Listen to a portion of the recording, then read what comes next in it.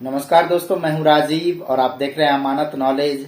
दोस्तों, आज हम जानकारी प्राप्त करेंगे कि खतियान में मेरा नाम है लेकिन रजिस्टर 2 में मेरा नाम नहीं है, तो वह जमीन मेरा नहीं है क्या?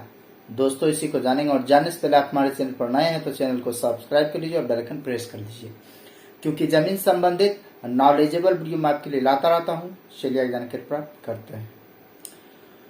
तो दोस्तों, यदि इस तरह की बात है कि खतियान में मेरा नाम है, खतियान मेरे नाम से बना है, या फिर उदाहरण के लिए मान लीजिए कि एग्जाम्पल में दे रहा था, किसी बुजुर्ग व्यक्ति के नाम से खतियान है, दादा या परदादा उनके नाम से खतियान है, लेकिन रजिस्टर 2 में उनका नाम नहीं है, तो क्या वह जमीन उनका नहीं होगा? तो दोस्तों, मैं बताना चाहूंगा, खतियान तब बनता है जब सर्वे किया जाता है, और सर्वे के समय जो है भूधारी का अभिलेख तैयार किया जाता है। उनका जो अभिलेख और अधिकार होता है वह होता है उनके नाम से उनका खतियान और उनका नक्शा, उनका जो प्लॉट होता है वह उनका अधिकार और अभिलेख कहलाता है। तो वो उन्हें जो है प्रथम भूधारी माना जाता है। सर्वे के समय जो खतियान तैयार होता है, उनका अधिकार और अभिलेख तैयार होता है, तो उन्हें प्रथम भूधारी माना जाता है।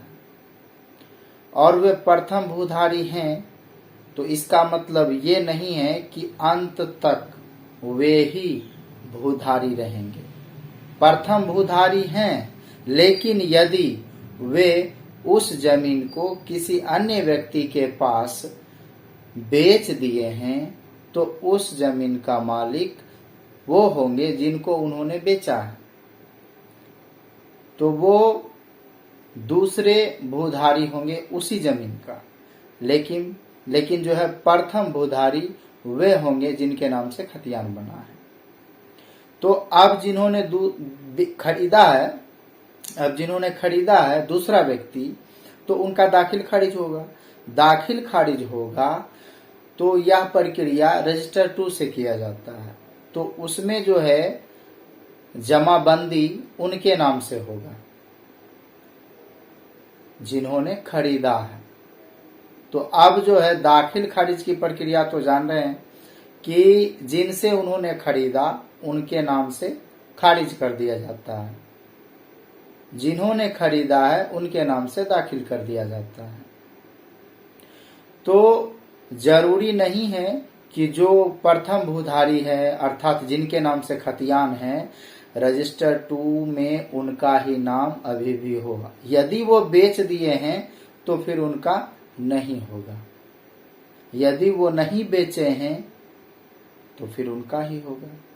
तो ये है क्लियर बात। दोस्तों, उम्मीद करता हूँ समझ गए होंगे। अगर समझ में आ गया तो वीडियो को लाइक और शेयर करना ना भूलें। मिलते हैं नेक्स्ट वीडियो के साथ, तब तक के लिए अलविदा। थैंक्स।